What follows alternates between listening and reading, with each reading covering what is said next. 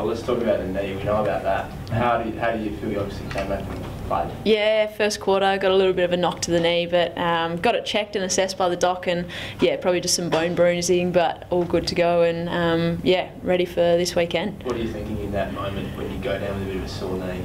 Yeah, I guess, it's kind of a little bit scary at first, where you're kind of just like, oh, that didn't feel right. But yeah, in saying that, it was it was good to try and just get checked by the doc and make sure that everything's all okay, which it was. So yeah. I imagine they'd have to chop your leg off you to not be there. Yeah, 100%. No, definitely. And what was the mood like when you won the game and obviously clinched the home prelim? Great move amongst the girls. Yeah, the girls played a sensational game, and Melbourne, such a contested side. I mean, the stats were really quite even actually across it. We just held up in defence really well, and our forwards' pressure was outstanding, and girls just converted it really well. Is there a real intimidation factor now coming to play Adelaide? I mean, you're clearly the form team. You've won the 6 in a row, and the other teams must be wondering what they have to do. Yeah, I guess in that sense, but I mean, we're just really focusing on ourselves each week, just trying to go another level and just try and get better and learn, and that's all we've done this whole season, is just try to focus in on ourselves and how we can be better as a group, and continue to learn and grow. How does the mood compare with the first season of AFLW when you did go on to win the premiership? Is there similar things happening? Can you compare it at all at the moment? Yeah, it's interesting because I guess it's kind of like everyone was just so new to it, obviously, in the first year. And for us as players, we've just learnt so much, and physically our bodies are stronger. Education on some of the skills and structures of the game as well. We've just been able to really continue to learn that, and hopefully you guys as the audience have seen just how much faster the game's gotten and how much we're really trying to move the ball with a bit more smarts, which is awesome. What's it going to mean to you, Chelsea, if the game is played at Adelaide Oval, in front of a big crowd on Sunday? Look, I guess the ultimate goal would be to obviously be playing on Adelaide Oval and in front of our home crowd and just get as many numbers there as possible. That would be the dream. Just to be there around. We've got such an amazing fan and supporter base here in Adelaide, and we hope they all get around us this weekend. Does the dimensions of the ground prove any sort of challenge there? Like, would you have to do something in training during the week to get used to playing on the bigger sort of oval there? Not at all. I think we've had experiences in different oval sizes, and matched our game plans and bits and pieces towards that. But we love an open ground where we can run, and we're quite speedy. We've got some speedsters in the side, and love to open it up and go for a run and use that ball well.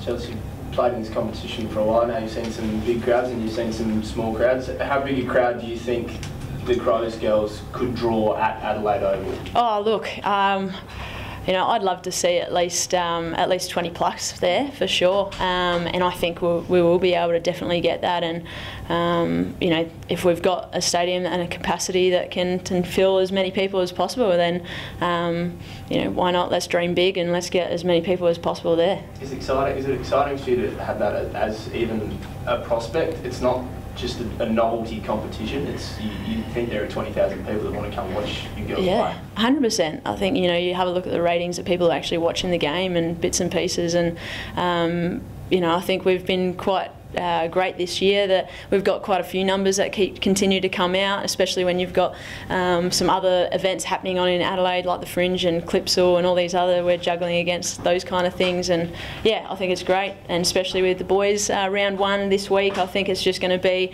a footy weekend for us here in Adelaide. So South Australia, get excited. What does it mean? Like, season 1 we weren't really sure what to expect. I'm sure the players sort of were just feeling their way into it. But now the competition is relatively well established, a lot of support.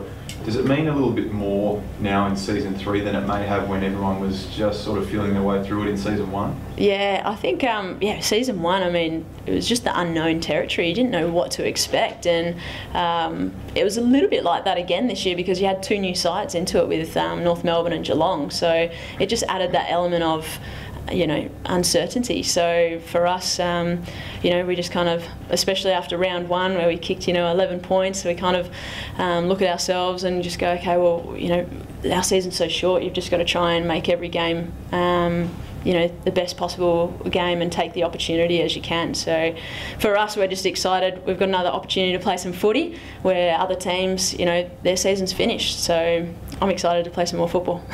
What clicked after round 1?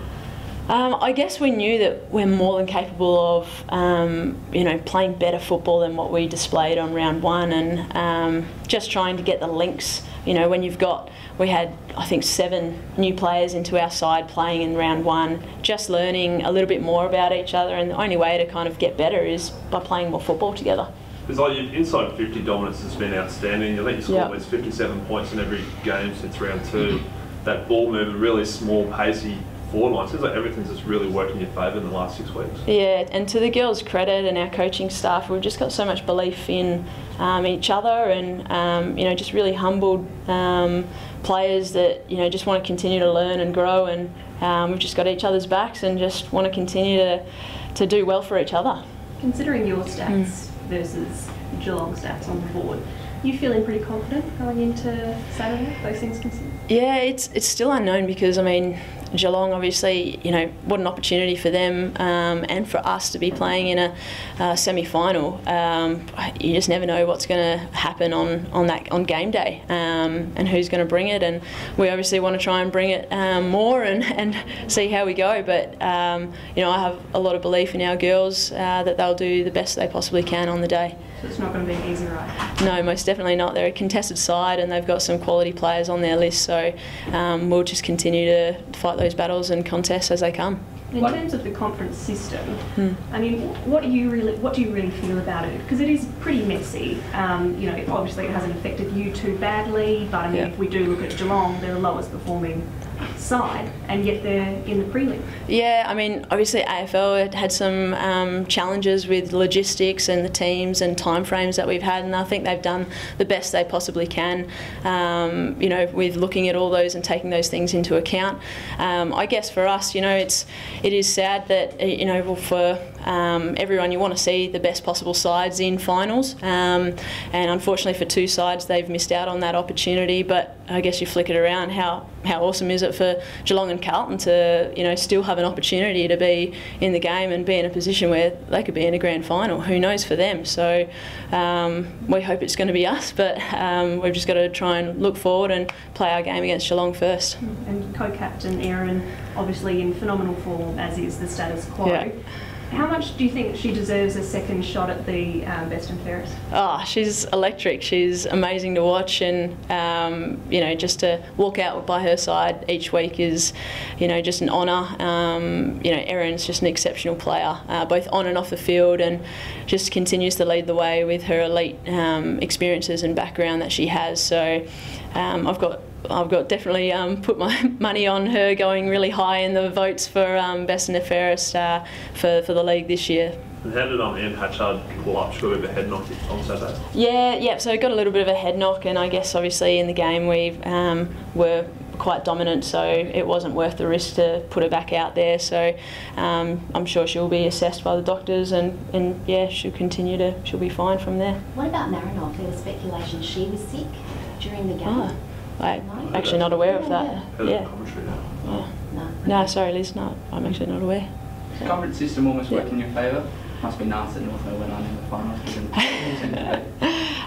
Yeah, well, I guess obviously North have been really strong throughout the season, and you know, I only watched a little bit of the Fremantle and North game, and that was a, you know, contested game, and Freo just had some special moments. So yeah, really awesome game by Freo, and yeah, just unlucky for North, unfortunately. What do you hope happens next year with the conference system? Do you want that scrapped altogether, or, you know? Yeah, I guess we're obviously having some more teams join our league next year, which is again another element of excitement, and you know, it's kind of the unknown factor again on how they're going to present that to us, with what fixture, what conference, or is it going to be all together? Who knows? So I guess we'll wait to, you know, ride this season out and then find out what's going to happen. This might be a repeated question.